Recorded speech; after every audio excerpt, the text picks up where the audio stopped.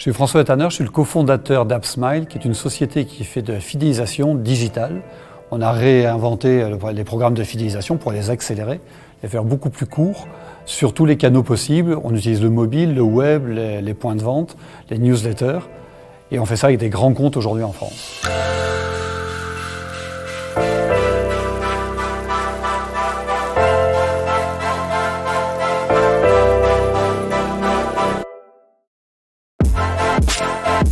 J'ai décidé de m'associer pensant que c'était pas mal d'avoir quelqu'un qui me complète, je ne sais pas tout faire.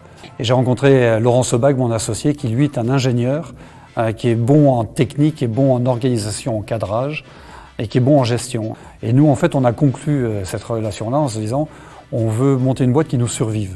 Il faut trouver quelqu'un qui se complète, et qui te complète et qui amène vraiment quelque chose de nouveau par rapport à ce que tu sais faire toi-même, quoi. Ça se fait tous les jours, c'est comme dans un couple, hein, ça se rend tous les jours. Il y a un premier élément qui est fondamental, c'est la confiance, quoi. Il y a des jours où on n'est pas d'accord, quoi. Il y a des jours où on ne va pas au même rythme, il y a des jours où ça va moins bien. La seule façon de faire, c'est de se parler, quoi. On essaie de rester toujours sur le périmètre de compétences de l'un et de l'autre, et c'est celui qui a la compétence qui doit décider, quoi. On pourrait se dire c'est le départ de l'un des deux, bon, ça pourrait être ça.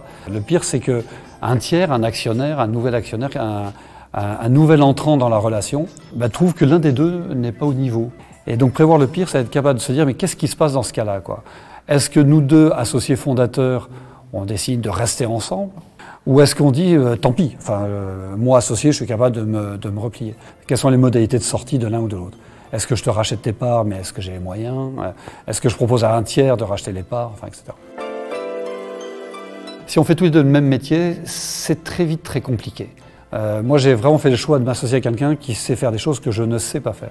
Et donc, du coup, il y a vraiment des expertises et des domaines de compétences qui sont très très forts. Et je pense que dans notre association à nous, ça fait 5 ans que ça dure, à aucun moment on a eu ce sujet-là, quoi. C'est relativement simple si on est capable d'écouter l'autre, l'argument de l'autre.